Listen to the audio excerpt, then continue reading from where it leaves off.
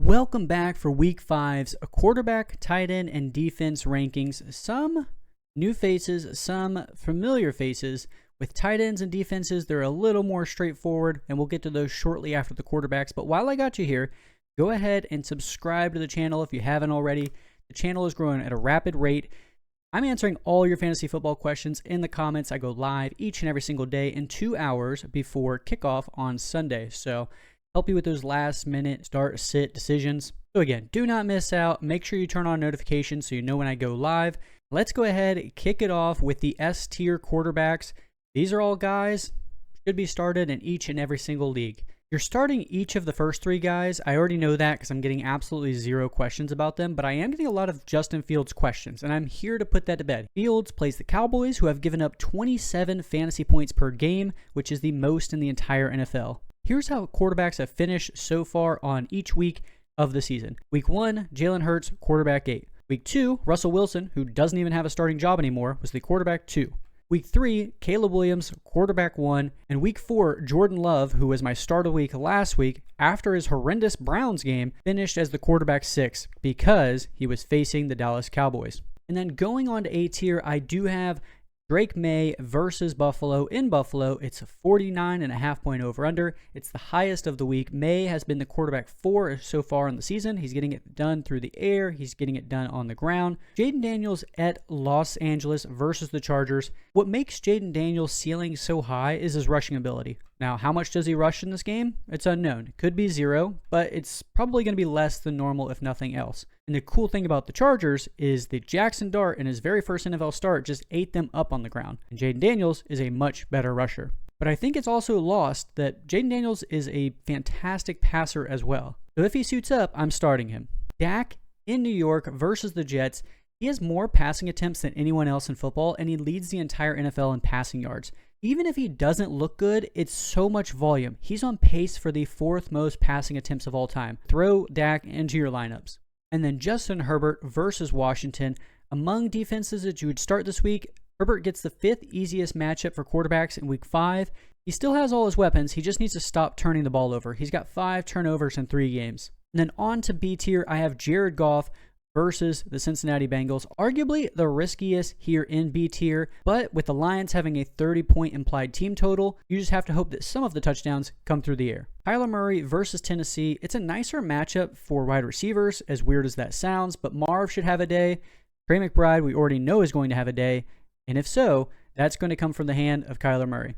Daniel Jones versus the Raiders. His fantasy points and rush attempts have gone down each and every single week, but they're 3-1. Are they going to change anything? If you want to fade Danny Dimes for any of these other B-tier quarterbacks, I'm perfectly fine with that.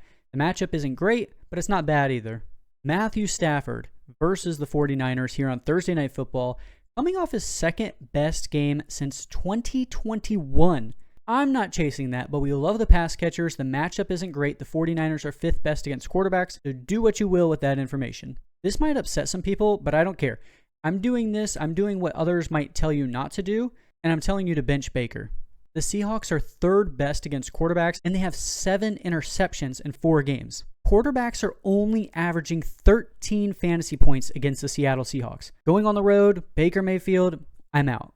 And then Bo Nix traveling to Philadelphia versus the Eagles. He's coming off his best game of the season, thanks Cincinnati. He threw for 300 yards and 2 touchdowns while running another one in on the ground. But on the road versus the Eagles, it's not as bad as some other matchups, but it's not the best either. And then on to C tier, I have Jackson Dart versus the Saints. This is probably as high as he's been for anybody here this season, but against the Saints, it's the top 5 easiest matchup for quarterbacks. He ran the ball a ton, successfully, in his first NFL start, as I was mentioning, against the Chargers.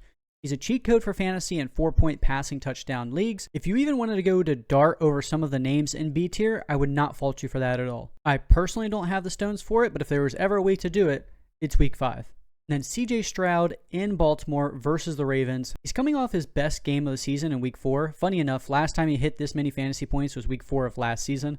The matchup is as good as it gets, but I'm always skeptical starting CJ Stroud. Nico Collins, for what it's worth, is limited in practice on Wednesday. Probably a veteran day of rest. But if for whatever reason he doesn't suit up, you shouldn't be looking at CJ Stroud as a streaming option. And then Sam Darnold versus Tampa Bay, strictly a streaming quarterback this season. He is not like he was last season where you locked him into your lineup each and every single week, but it's a 44.5 point over-under. With how great the Seahawks secondary has been and Bucky Irving possibly missing this game, I'd be betting on the under rather than the over.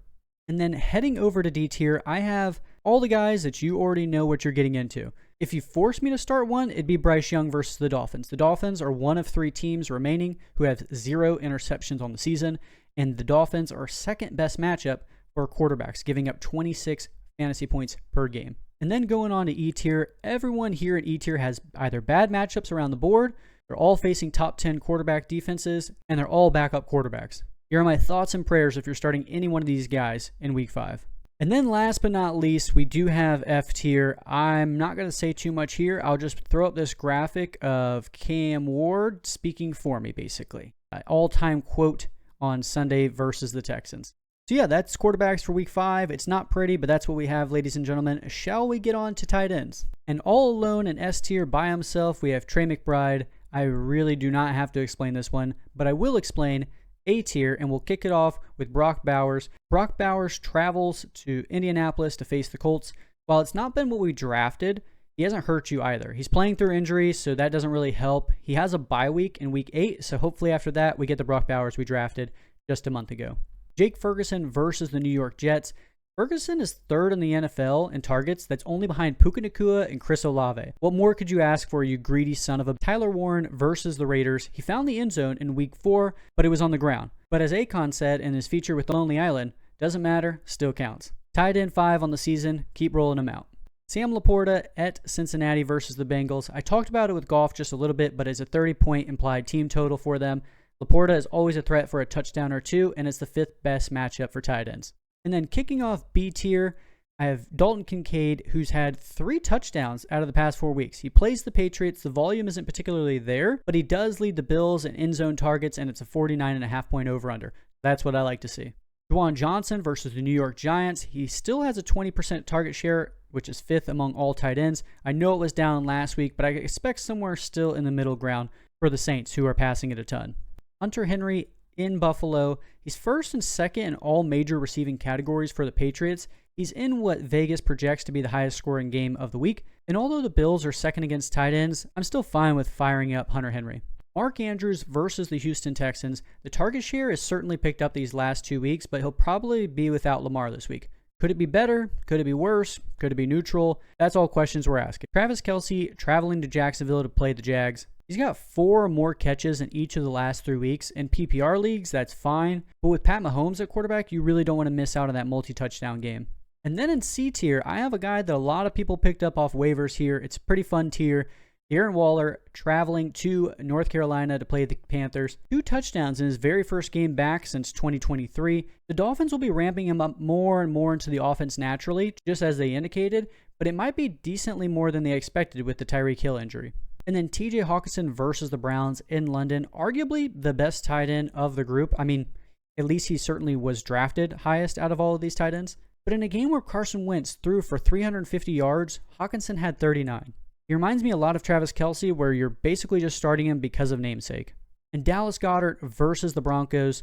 The Broncos are 6th best against tight ends. Goddard does have 3 touchdowns in the last 2 weeks, but you're banking on a touchdown because the Eagles are throwing at a league-low 25 pass attempts per game. And if you made it this far into the video, comment below and say, I can't wait for Sunday Night Football. I'm trying to see something.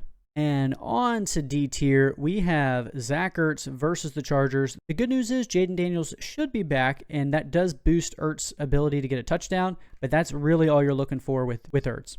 Theo Johnson at New Orleans versus the Saints. He got a 25% target share in Dart's very first game. That's elite. Now, it's also a very low passing offense. At least that's what we saw just last week. But the matchup is okay, and this will be their very first game without Malik Neighbors. So let's see how they use him going forward. First off, Strange should be highlighted red. He's got the 4th worst matchup for tight ends. However, I don't know what's wrong with the code, but when I highlighted him to make him red, it was this huge square around him. So if you're listening to this part of the video, there's a little bit of the behind the scenes. But nevertheless, Strange is either 1st and 2nd in all the major receiving categories for the Jags, but as we know, Jags receivers haven't been all that great so far in the season either. And then Dalton Schultz versus the Baltimore Ravens. He's kind of in that Hunter Henry, Brenton Strange, where he's the 2nd target among the team. And now his matchups against a beat-up Ravens defense, so you could do worse than Schultz here in Week 5. And speaking of worse, let's go ahead and go into E tier, where I've got guys that I can't stress enough you should not be starting. I love each one of these guys to develop into a larger role before we start them. And like, yeah, sure, Fannin could come out with Dylan Gabriel and he could be his favorite target. That can happen. Or Cade Otton, who has the easiest matchup. The Seahawks give up the most fantasy points to tight ends. But are you seriously going to start him when he just had a 0, 4-point, 0, 2-point game? No. And then in F tier, I have one guy left. It is Tommy Tremble. This is an absolute deep league situational sleeper. Sanders, the starting tight end for the Panthers, missed week 4, and Tommy Tremble had 8 targets, 5 for 42 and a touchdown. It is a wonderful matchup versus the Dolphins, who give up the 3rd most fantasy points to tight ends. But this is strictly 1 if Sanders misses. And then 2, you can move him all the way up to maybe C or even D tier if you're willing to gamble. And before we get to defenses, let's go ahead, hit the subscribe button if you haven't already. There's so many of you asking for help inside my lives. I have no problem helping you at all. Just do me the solid. Go ahead and subscribe to the channel. It's absolutely free. Now, on to defense. The S tier is absolutely locked and loaded. This one right here, they all face either rookie quarterbacks or backup quarterbacks on offenses that are scoring 12, 14, and 15 points per game. That's 30th, 31st, and 32nd. On to A tier, it kind of looks similar. You got some of the same, but you can make the argument that these defenses are better overall. Their offensive matchups are just a little bit harder, with the Browns facing the Vikings and the Rams facing the 49ers. And going on to B tier, we have a lot of good or great defenses that are facing middling offenses. And then on to C tier, I do have the match made in heaven. Funny enough, they're facing each other, the Ravens and the Texans. I'm cool with either one of them as a top 12 option this week. Obviously, the Houston Texans is only a start if Lamar is out. But if it's Cooper Rush, go ahead, start them up. The other side, they have CJ Stroud in the 29th ranked offense, averaging 16 points per game. The Ravens are depleted, and they've looked pretty bad so far in the season because of those injuries, but the Texans' offense has looked just as bad.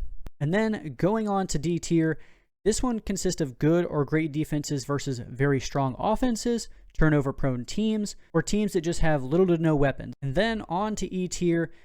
E and F tier are really against top offenses, or their defenses are really, really bad. So in most leagues, you shouldn't really have to crawl this far to start a defense. And if you haven't already, subscribe to the channel. I'm going to be live each and every single day. Be sure to turn on notifications so that you know when I go live later today.